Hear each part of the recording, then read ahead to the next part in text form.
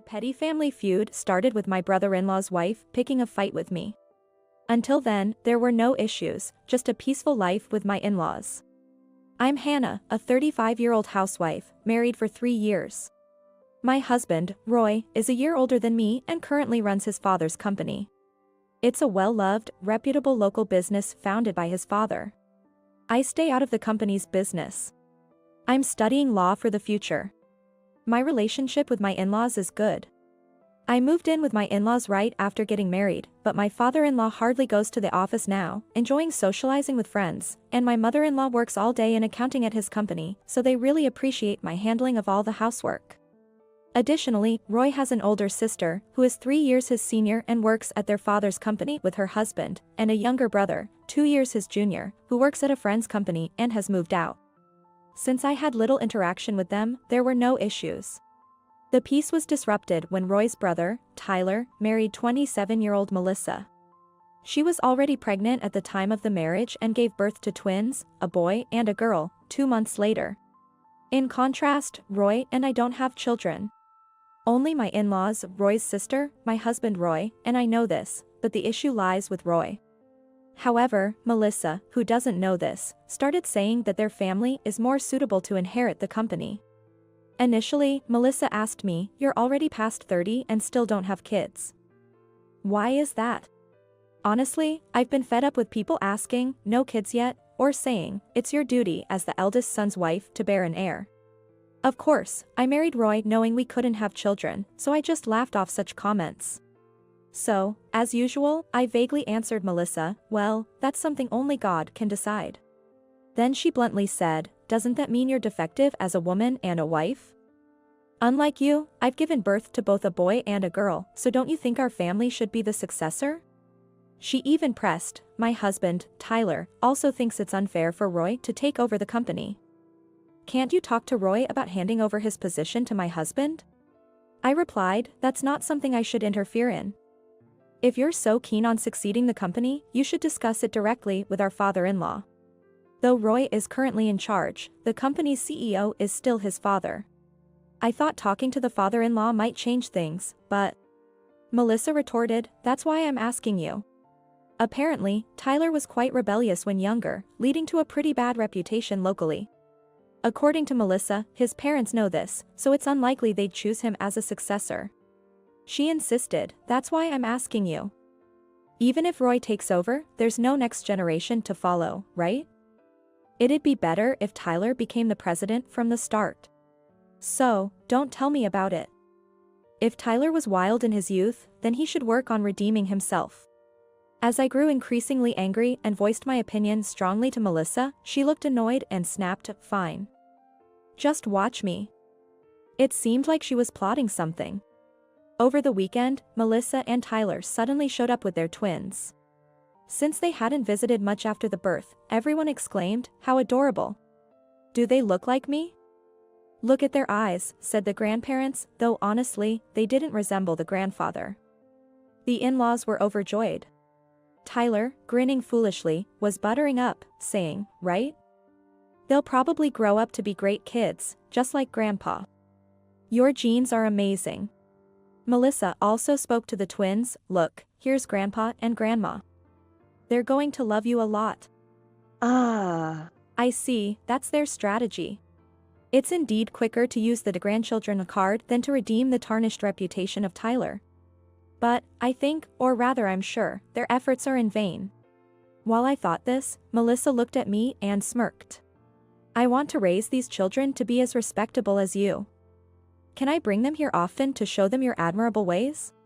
I thought it's ridiculous to show this to infants, but the father-in-law was surprisingly happy and agreed readily. Then, getting carried away, Tyler asked in a wheedling tone, "Dad, we're really struggling financially now with 2 kids all of a sudden. My current job pays poorly. Could you help us out a bit for your adorable grandchildren?" The grandfather, smitten with the twins, agreed to give a monthly allowance of $1,000. My mother-in-law and Roy watched her with complex expressions. Later, my mother-in-law told me that she and my sister-in-law had to apologize a lot for Tyler's past misdeeds. The diligent and hardworking sister-in-law, who is the opposite of Melissa and Tyler, strongly opposed their marriage, and the mother-in-law regretted not listening to her. It's unthinkable that couple could raise their kids properly. And I was terrified they'd dump the twins on us, she said. Indeed, I agreed. Hannah, this is no time to be relaxed.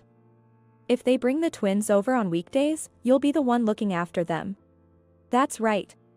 I've never raised children, so there's no way I could properly care for babies just a few months old. But surely, Melissa wouldn't leave her twins with someone like me, I thought. Since you probably can't have kids anymore, I'll let you have a pretend experience, Melissa told me. A few days later, in the afternoon, Melissa brought the roughly half-year-old babies to our house and tried to leave by herself. Hey. That's incredibly irresponsible. What if something happens to these kids? I shouted in anger. Melissa replied cheerfully, if anything happens, I'll blame it all on you. Poor mother to have such a daughter-in-law. Hearing that, I completely lost my temper. Using your own children for your and your husband's schemes. Enough is enough. What? Scheming? Watch how you talk. Isn't it sad for your mother-in-law and father-in-law? Having an infertile woman like you as the eldest son's wife, leading to the end of the company in the next generation. Why do you assume it'll end? What are you talking about? Since the eldest son, Roy, doesn't have kids, there won't be a next generation once he becomes the president. Someone else will become the president. I won't let that happen. After yelling that, Melissa actually left the two babies behind and walked out. What should I do? My mother-in-law is super busy with the company's year-end accounting. Should I contact my husband? But Roy has zero experience with child rearing too, and he has apologized many times for the fact that I can't get pregnant because of him. Should I really discuss the baby situation with him? While I was pondering, the two babies started crying almost simultaneously. The father-in-law tried to soothe them but couldn't. Right, my sister-in-law has experience with child rearing. Remembering this, I quickly contacted her, and she came right over. At 10 p.m., a drunken Melissa was greeted by me, my husband, the in-laws, and her husband. My sister-in-law was in another room, making sure the twins didn't wake up. What's going on? Why is everyone here? Melissa was visibly shaken. The mother-in-law asked why she left the children for 7 hours. Oh, that? Hannah insisted on taking care of them and kicked me out. How awful, right? Roy responded to Melissa's smooth lie. I heard all your conversation with Hannah this afternoon. You really talked down my wife. Actually, Roy had been troubled by Melissa's recent behavior and had installed listening devices after her last visit.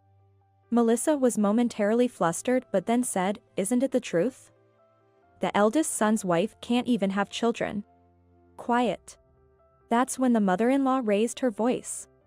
The fact that these two don't have children is something my husband and I have already accepted. It's none of your business. Before marrying, Roy and I had a bridal check at the hospital to see if we could conceive. That's when it was discovered that Roy had a congenital issue preventing us from having children. The mother-in-law cried, apologizing for giving birth to Roy that way. That's why she protected me from Melissa's abusive words. And she kept the fact that Roy was the cause a secret. Her kindness truly touched me. After being scolded by the mother-in-law, Melissa, unable to grasp the situation, turned to plead with the father-in-law. But, we have children. To ensure the company's continuation, the next generation's successor is necessary, right? Right? Then the father-in-law calmly replied. We haven't thought that far. Whoever becomes the next president can decide. Choosing a successor just because they have children is absurd. Hearing this, Melissa and Tyler's expressions changed. So, does that mean Roy is the next president? Tyler almost shrieked. The father-in-law responded. No, I'll let your sister take over. We decided this before you two got married. The brother-in-law couple's faces looked as if they had been hit by a bullet. But, the sister is a woman, Tyler managed to say. The father-in-law cut him off. She has always been excellent academically and popular. Plus, you might not know this, but she had to apologize for your misdeeds. Since then, she's been known locally as polite and dependable. Next to the stunned brother-in-law, Melissa turned her anger towards me. You knew about this, didn't you? Why didn't you tell me? What? I did say, someone else will become the president. I'm not part of their company, so I can't say more than that. Then Roy chimed in. The $1,000 we were giving you was from my pocket. We couldn't use the company's money, and I wanted my dad to enjoy his salary and pension. Plus, I do love my nephew and niece. But after discussing with Dad and my sister, we've decided to stop it from now on. Hearing this, both Melissa and Tyler went pale. What? That's a problem. We're spending so much on childcare. Such excuses didn't work with my husband. What are you talking about? We felt sorry for you saying life was tough, so my sister and I discussed hiring Tyler in our company. When we had a private investigator check as part of a background check, we found out you two often left your kids with your parents to go clubbing. At this revelation, the couple collapsed on the spot. Still, they desperately clung to their in-laws, but the father-in-law firmly stated, "We're leaving the company to your sister and her husband, and the house affairs to Roy and his wife. Please don't rely on us anymore," and they were left crying. Starting a family feud for nothing. Later, I heard that the brother-in-law couple were discussing divorce. Neither wants to pay alimony nor child support, and the brother-in-law is ranting, "They're not my kids. They don't look like me," while Melissa left the kids with her parents and is refusing to let them see their father. Apparently, she doesn't want a DNA test. Whether or not the twins have the brother-in-law's blood, they will certainly not inherit the company, but it's a bit sad for the innocent twins. Roy, my husband, is set to become the president of the subsidiary where my sister-in-law and her husband have been working since before our marriage. I won't be helping with my in-laws' company, and I've been studying labor law. It's to assist in this new role. I'm also scheduled to be appointed as the executive vice president, and I'm determined to make it a better place for our employees to enjoy working. I'm Emily, a 33-year-old housewife, have my same-aged husband, Mike, and our 5-year-old daughter, Lucy. Mike and I joined the same company in the same year and quickly hit it off. We dated for 2 years and got married when we were 24. I became pregnant with Lucy at the age of 27 and quit my job, but a year later, Mike also resigned and started his own business. Honestly, I didn't want him to start a business at a time when we needed more money, but Mike, who never listens to others, suddenly said one night, "I quit my job," and it was too late. His business struggled to take off, and there were months when our income was less than $1,000. Despite this, Mike casually used my savings from before we were married for cash flow, plunging our family into extreme poverty. I had no choice but to work as an office clerk at a nearby company, and since Mike mostly worked from home, I asked him to take care of Lucy. He's quite careless, so there were some nerve-wracking moments, but when Lucy entered kindergarten, he started to help with drop-offs and pickups. I kept telling myself this kind of marriage was okay. However, since Lucy started kindergarten, Mike's behavior began to change. He would keep his cell phone all the time, frequently message someone, and smirked while reading texts, typical signs of cheating. He would leave Lucy alone and go out, and once she even fell down the stairs and broke her bone. Why do you go out alone? What if she had been seriously hurt? Shut up, if that happened, we could just have another kid. I was shocked by his words. I was stunned, and Mike said, but I don't want to do it with you anyway," smirking. He's definitely cheating, and in his heart, he's already abandoned Lucy and me. I was so shocked I couldn't even cry. After that, Mike began to brazenly stay out overnight. I even received creepy calls with nothing but loud laughter from a woman, presumably his mistress. "If you want a divorce, just say it. Am I just an ATM to you?" I was so angry I couldn't sleep. I desperately wanted a divorce and to come out ahead, but Mike always locked his room when he went out, so I couldn't find any proof or information about his mistress, and it was agonizing. Then, suddenly, everything came to light. One night, I got a call from the police. Mike had been in a traffic accident. It was a single-car accident, and he was with a woman in a rental car. A woman, his mistress, right? He said he was on a business trip, but it was a lie. I was boiling with anger as I contacted my parents to take care of Lucy and drove to the hospital where Mike was taken. Sorry, I got a call from the police earlier. I asked at the ER reception, and it seemed he was not in life-threatening condition. I felt relieved when I heard it. Oh no. Why am I relieved? I should have not cared about that cheater's life. Muttering to myself, I went to his room just as the attending doctor was coming out. Fortunately, there's no head injury. But he suffered multiple fractures and bruises from the impact, and there might be lasting disabilities, the doctor said. Understood. Thank you. And, the woman who was with him, they didn't tell me clearly, but it seemed she hadn't been wearing a seatbelt and had sustained serious facial injuries and a strong impact to her neck. Hearing this, I shuddered but thought, that's divine punishment. When I entered the room, it was a two-bed room, and Mike and the woman who seemed to be his mistress were both sleeping there. The nurse said they usually separate men and women into different rooms, but due to a lack of room, they had to put both of them in the same room for now. So, the woman next to him must be the one who was in the rental car with him. I found myself staring intently at the woman's face. Oh. Could she be Lucy's kindergarten teacher? Her forehead was covered in bandages, but the distinctive large mole and plump lips were unmistakably those of the teacher, Margaret. I couldn't help but yell out. What is this all about? Mike woke up to my voice, and seeing my glare, he panicked. Well, I had my suspicions. It was strange when you, not a morning person, started setting alarm to take Lucy to kindergarten 2 years ago. But I never imagined it was an affair with her teacher. Well, it was just, she was young and beautiful, a moment of weakness.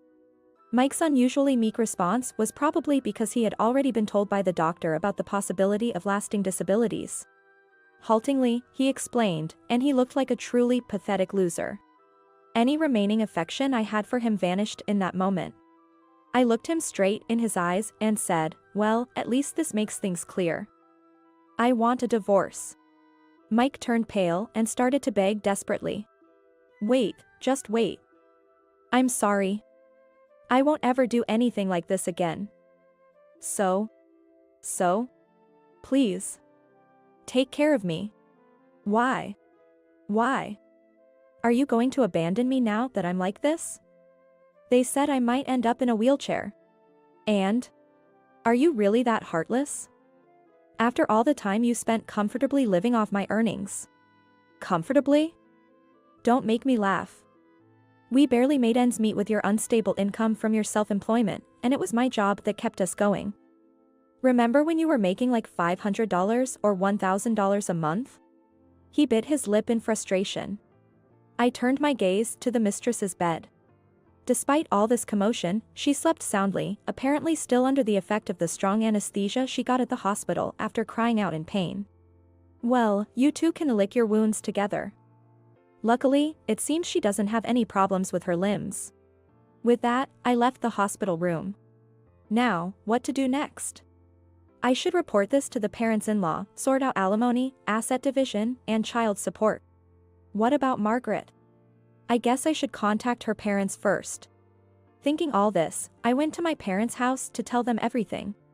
Of course, they were furious and said that Lucy could stay with them for now and that I should also come back to live with them immediately. Our house is about a 30-minute drive from my parents, and considering everything, it's probably best to transfer Lucy to a different kindergarten. The next day, I went to the kindergarten to report her leaving and complete the paperwork. There was a bit of a stir when they couldn't get in touch with the teacher, Margaret. Ignoring that, I completed the formalities and was about to leave when a mother of one of Lucy's friends approached me. It's unusual to see you here, it's always been your husband lately. When I told her about the accident and his hospitalization, she said, "Oh dear, that's terrible. My husband and I will go visit him in the hospital." Right, her husband works in the same field as Mike and they were good friends. An idea popped into my head. Everything went according to my plan after that. I urged her to go as soon as possible, and thanks to that, she and her husband visited him on Saturday of that week. Mike and Margaret were still in the same hospital room at that time. Of course, I had told the mom friend in advance that the person he was with is also hospitalized in the same room. I didn't say who it was, though. What's going on? Why is Margaret there? She called me right after leaving the hospital room. That's when I told her about Mike's affair with her for the past 2 years, and how they sneaked out for a drive that night. I've decided to divorce him. I'm moving back to my parents' house and transferring Lucy to a different kindergarten. It's really sad to leave a wonderful mom like you. I buttered her up a bit, knowing her love for gossip. By Monday, she would probably spread the news. The next day, Sunday, I went back to the hospital. It was to discuss the divorce with Mike. However, he was desperately begging me for forgiveness. Please. I'll never do anything like this again. I swear. You're the only one who can save me. I'll become a good husband and father from now on, he pleaded, almost prostrating himself. Then, Margaret, who had woken up in the next bed, shouted out.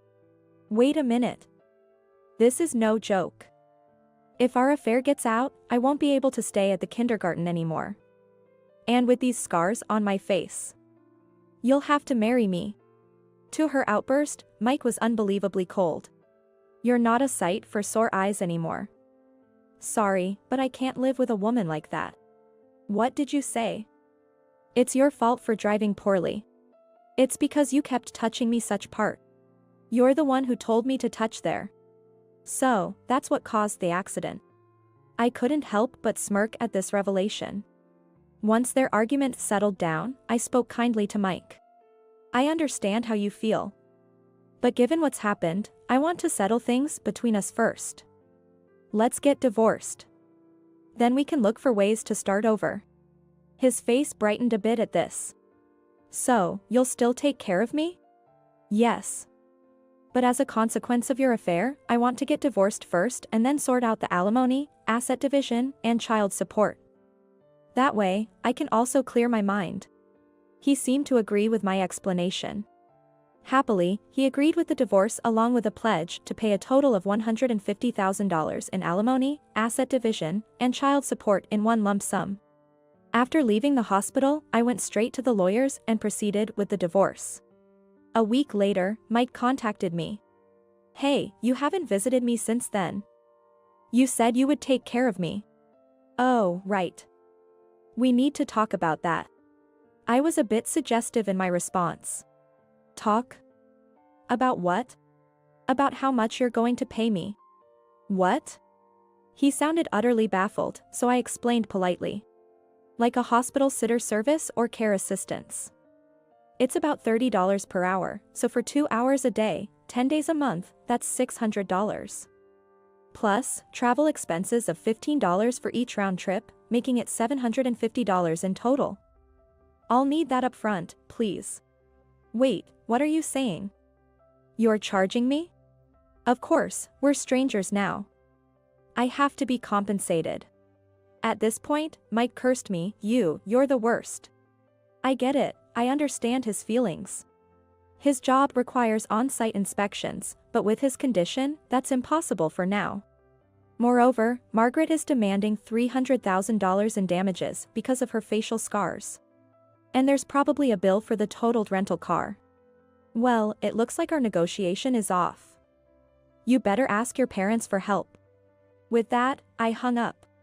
Later, I heard Mike was discharged and went back to his parents' house. But apparently, his elderly parents couldn't provide adequate care, and he often fell out of his wheelchair and is now almost bedridden.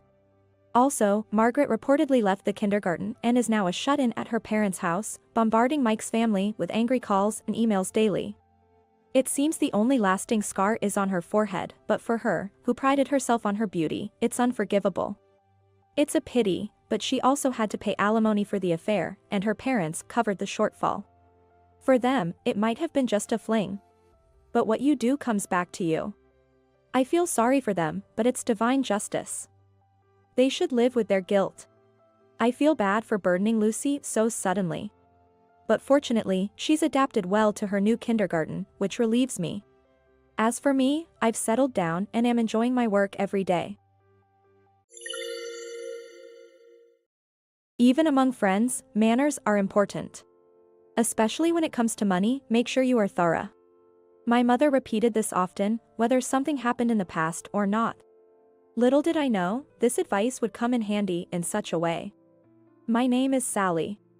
I'm a 30-year-old part-time worker, living with my 4-year-old daughter and my husband, Bob, an office worker. My in-laws live 2 train stops away from our rented apartment, close to Bob's office, so he often has dinner there. It might sound generous, but Bob is careless and selfish. He dropped by his parents' house on a whim after work, not even thinking to tell me who's preparing dinner. I've warned him many times, but he just makes excuses like Mom said she's making meatloaf and mashed potatoes tonight, and doesn't apologize. Instead, my father-in-law called, asking, "Did Bob let you know he's coming over here?" Thankfully, this prevented our dinner from being wasted. While my father-in-law is considerate, my mother-in-law is snide, saying things like, "Bob just prefers my cooking over his wife's." Every time Bob visits them, she'd call, gloating, "He just feels more at ease at home." "Sally, you need to make a home where your husband wants to stay." She'd look down on me, asserting her superiority as a woman and a mother, and would barge into our apartment whenever she found the time. "Bob can't relax with this kind of cleaning. And what's this in the fridge?" She'd nitpick my cleaning and snoop through our fridge. She'd even throw out my cooking, saying, "How dare you cook such an awful meal for Bob? Any wife who doesn't take care of food is the worst. Everything you cook just goes to waste." When I pointed out, I could have eaten it instead of throwing it away. "You're the one wasting food," she'd turn red with rage and start yelling. My daughter would start crying in shock, and my mother-in-law would hurriedly leave, not wanting to be disliked by her. She's selfish and runs away when things get tough. I told Bob about her bullying, but he'd just brush it off with, "You're just imagining things," or, "She doesn't mean any harm." I was attracted by his bright and sociable nature, but that seems like a distant memory now. He's just moody, dismissing our daughter when she tries to talk to him. His standing as a father has hit rock bottom. To make matters worse, the education fund we had been saving monthly for our daughter had completely vanished. It was a withdrawal of a huge sum, $40,000. It had to be Bob, who has a family card. When I asked him about the money with certainty, he said, "Our daughter doesn't need money right now. We can save up again when it's necessary." His cavalier attitude snapped something in me. "Don't joke around. How could you just use the money we saved together like that? It's not about current need. We saved it because we don't know when we'll need it. What did you even spend it on?" "I helped out Mom." "Our money? It's mostly what I earned." "Got a problem with that?" "I contributed too. I saved from our budget cuts. I worked hard to manage that money. Your money is just birdseed." Our shouting match escalated, thankfully without waking our daughter. "That's it, we're getting a divorce. I knew you were careless, but to withdraw our child's savings without a word is unbelievable. Go ahead. Like you can make it on a part-time salary." "What?" I was at a loss for words. Seemingly satisfied with having silenced me, my husband sneered, "I'm always ready for a divorce," and went back to his room. Though I clenched my fists in frustration, I wasn't going to just cry myself to sleep.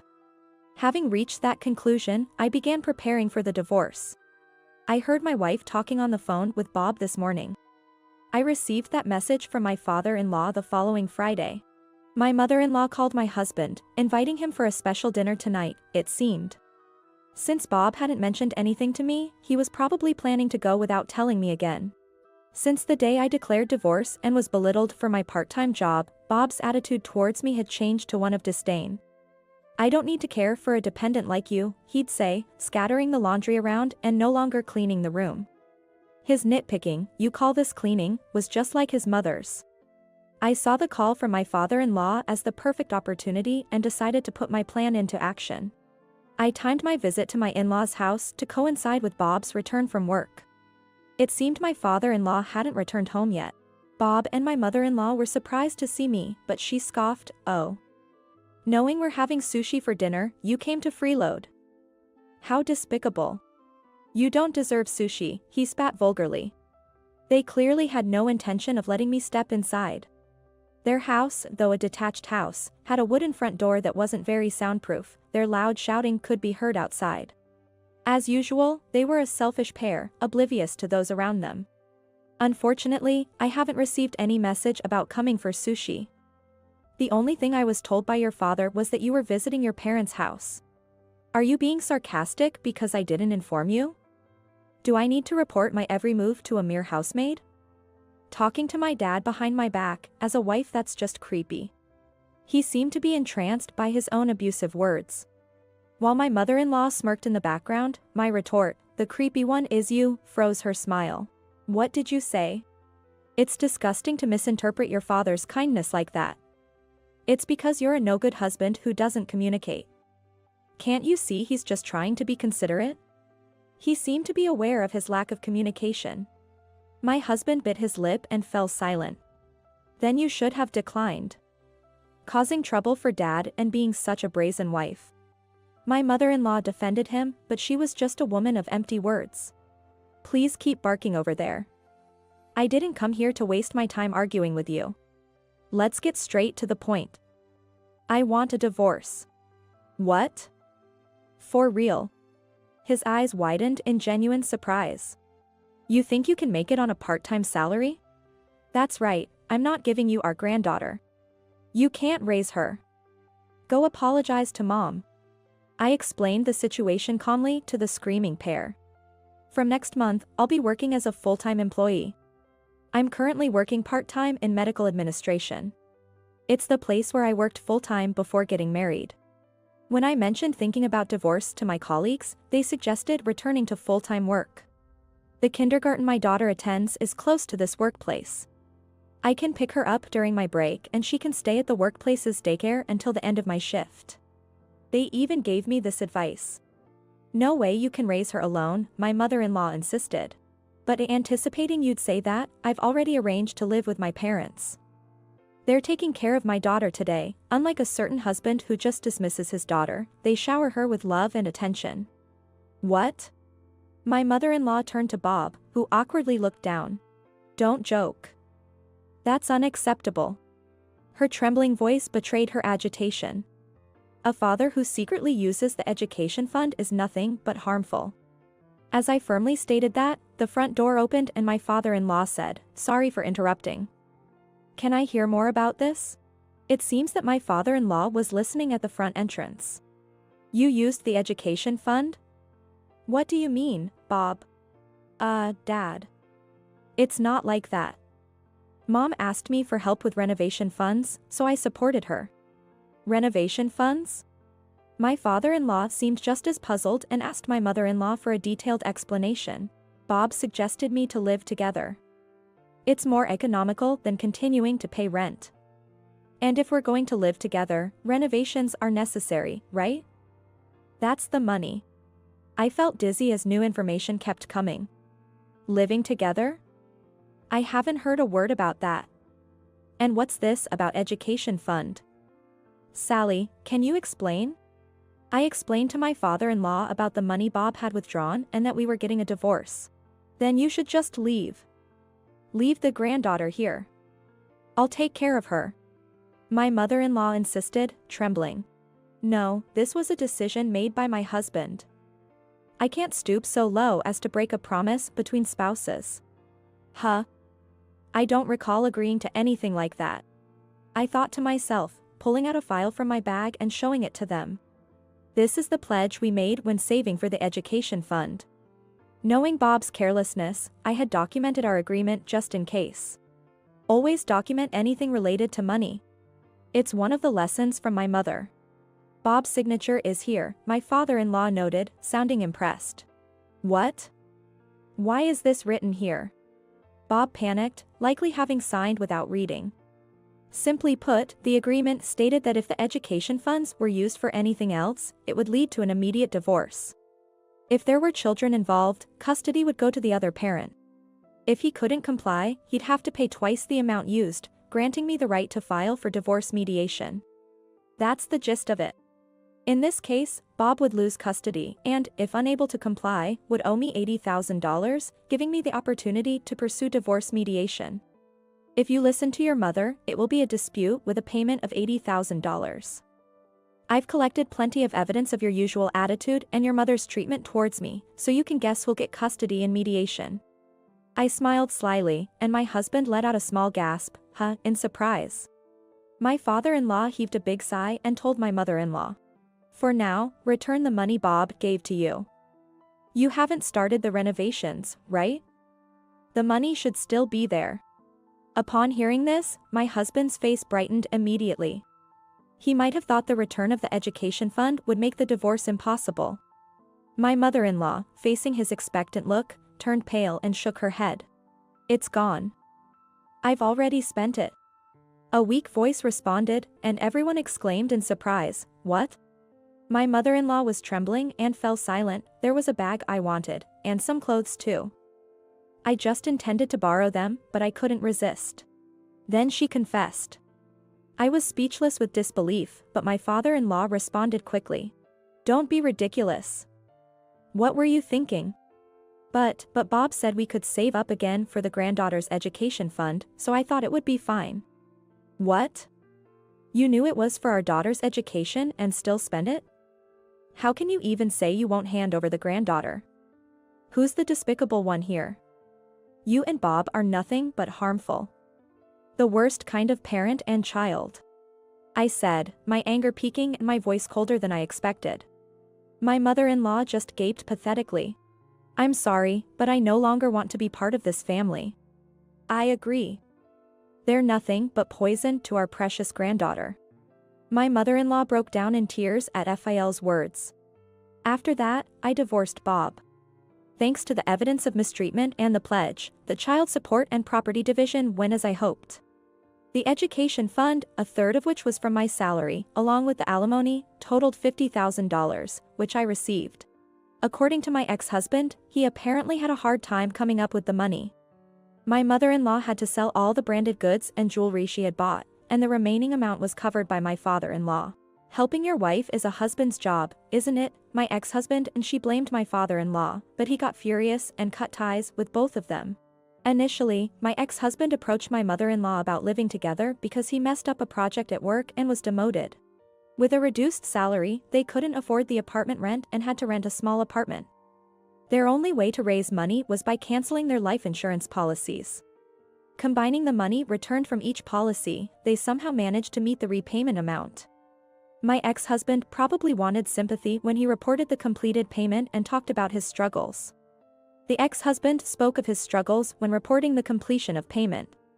I just responded with a "huh" and let it slide. Then he shouted over the phone, "Don't you have a word of gratitude?" No, I don't. I have grievances, so how about adding that to the bill and charge you? I suggested, and he fell silent, so I hung up and changed my contact information.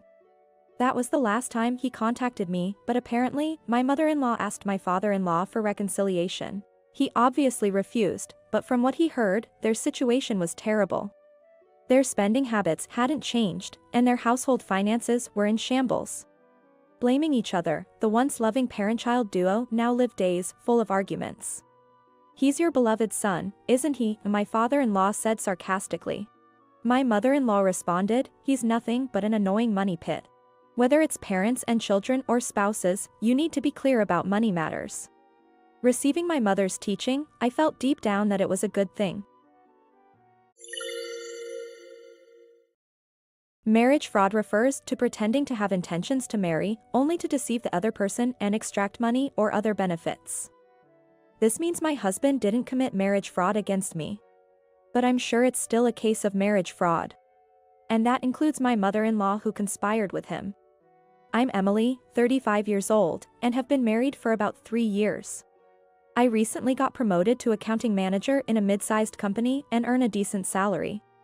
On the other hand, my husband Michael, 3 years my senior, works in sales at a small business. His salary was already low, and due to the recession, it seems like his pay and bonuses were cut. I don't know the exact amount, but currently, it seems to be about 2/3 of my salary. So, most of the living expenses, including utilities, were coming out of my paycheck. Michael was enthusiastic about having children. He couldn't understand why I was hesitant. At the time of our marriage, several women at my workplace were pregnant or on maternity leave.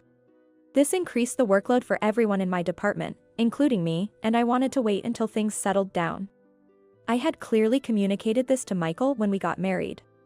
Taking maternity leave as a manager during such a busy time isn't ideal. Emily, you're responsible and admirable for thinking that way. Michael said this and agreed with me. Yet, just a month into our marriage, he started pressuring me to have a child. It's totally fine, I'll take care of the grandchild. You just focus on your work. Even his mother, living a 15-minute walk from our new home, chimed in. Until then, my mother-in-law and I hadn't gotten along well. She seemed displeased that I didn't quit my job after getting married. I don't care how good you are at your job, but slacking off and taking care of my son is another matter. Even just being a proper housewife on the weekends would be nice, but you're always just lounging around? No matter how tired, what kind of wife are you? She often criticized, showing her favoritism towards her son.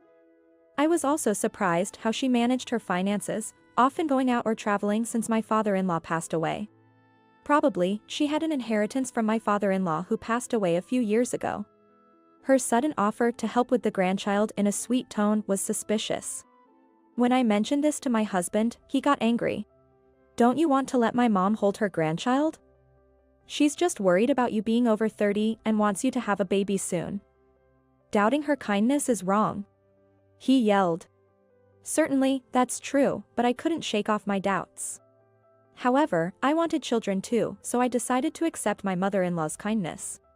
My pregnancy went smoothly without morning sickness, and I was able to take ample maternity leave. With strong encouragement from my mother-in-law, I returned to work 6 months after giving birth. Upon returning, I became an assistant manager with part-time hours, making about 2/3 of my previous salary. Yet, it was comparable to other full-time women of my age, and I was grateful to continue working. My mother-in-law took great care of my child, even encouraging me to go back to full-time. My child became very attached to grandma, which was a bit bittersweet, but I was thankful for the help. About a year later, the topic of living with my mother-in-law came up. She had hinted at it before, but I was too exhausted from work and taking care of my child and Michael to consider it. I thought living with her would not give me peace of mind, so I ignored it. However, she insisted that living together would be better for raising the child. I was mentally prepared to eventually live with my mother-in-law, but I was a bit shocked that the topic came up just 3 years into our marriage. However, considering all the help she's given with the child, I thought I should change my mindset. But I was surprised when I was called to my in-laws' house and heard the proposal from Michael and his mother. This house is pretty old, right? We're thinking about rebuilding it, said my mother-in-law with a smile, looking right at me. Yes, it's indeed quite old and has some issues like leaks. Right? And recently, my back's been hurting, it's really inconvenient. I want to make it barrier-free. But a rebuild would cost several $100,000. I thought there was a decent inheritance when my father-in-law passed away, but neither Michael nor his mother mentioned anything about finances. Worried, I interrupted them while they were excitedly discussing the new house. So, how are we going to finance this? Oh, about that, could you possibly take out the mortgage in your name? What? You know, Michael's salary is quite low. I asked a friend from a bank, and she said it might not pass the credit check. Excuse me? Yeah, you know, my low salary, sorry about that. Wait a minute, what's with this casual attitude?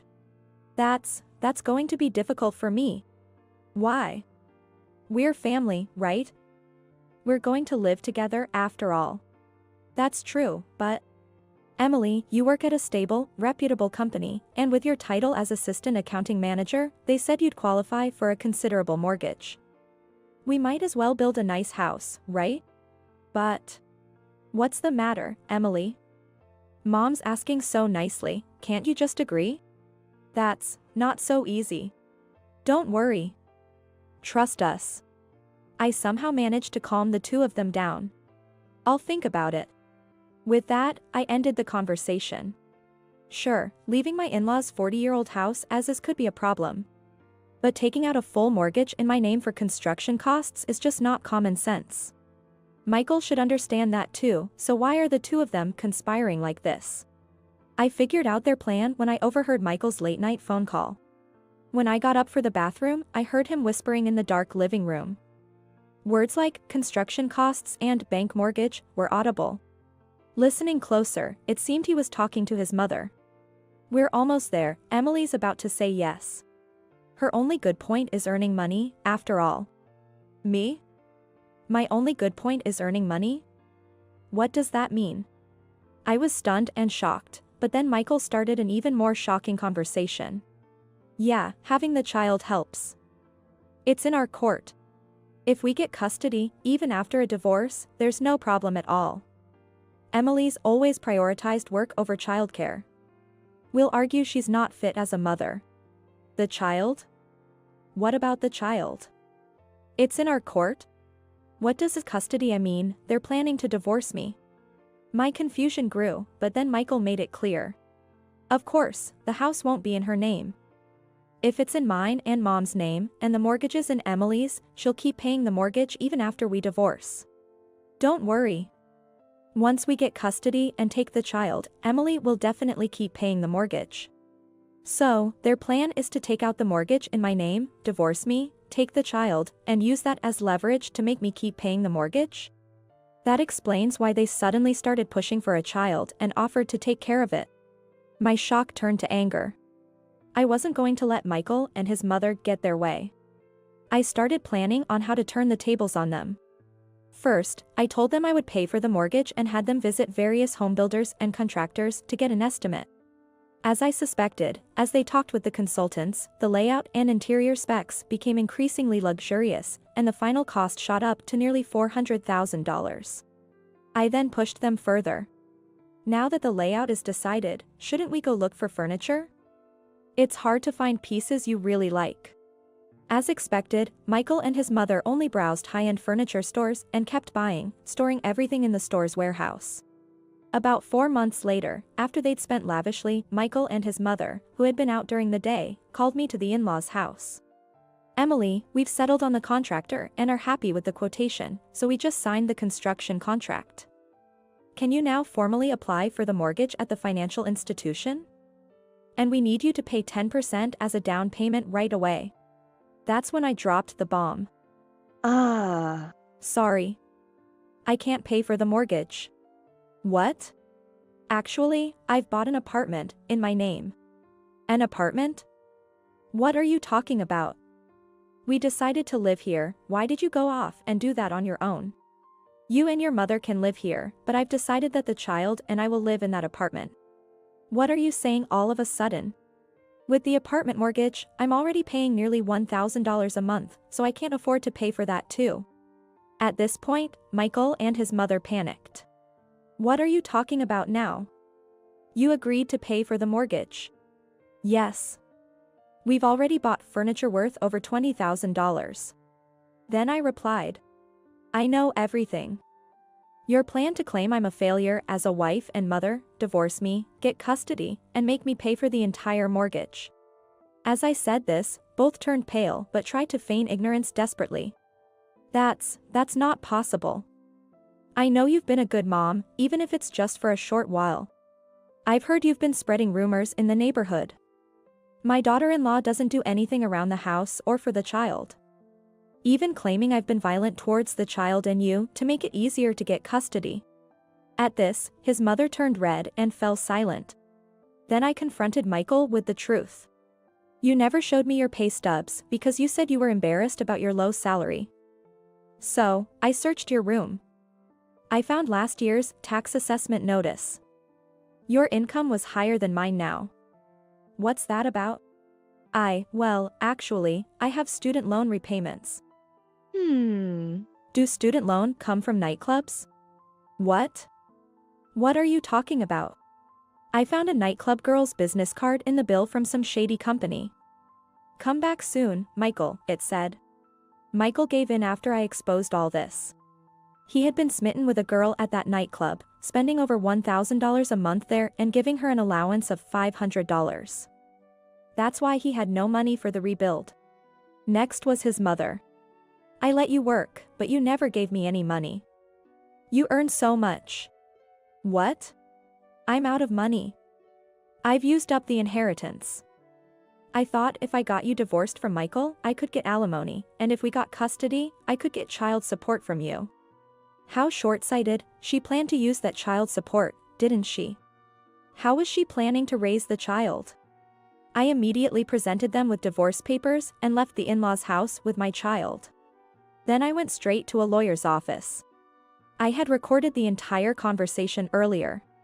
Thanks to that, I was able to get a divorce with alimony, property division, and child support. Especially with Michael's salary deception, which was close to marital fraud, my lawyer pushed hard, and I got a substantial amount in alimony. This has made the payments for my and my child's apartment much more manageable, and I'm really grateful. Meanwhile, Michael and his mother had to pay 10%, $40,000, as a cancellation fee for the construction contract. As for the furniture, they had gone crazy and ordered custom pieces, so they couldn't cancel and received a bill for over $20,000. Obviously, Michael didn't have that kind of money, and his mother had almost exhausted her inheritance, so they had to borrow to pay it off. Now they are living in the old mother-in-law's house that's started to leak, leading a life of extreme poverty. I still get occasional messages from Michael, but I'm pretty sure they're just about borrowing money, so I completely ignore them.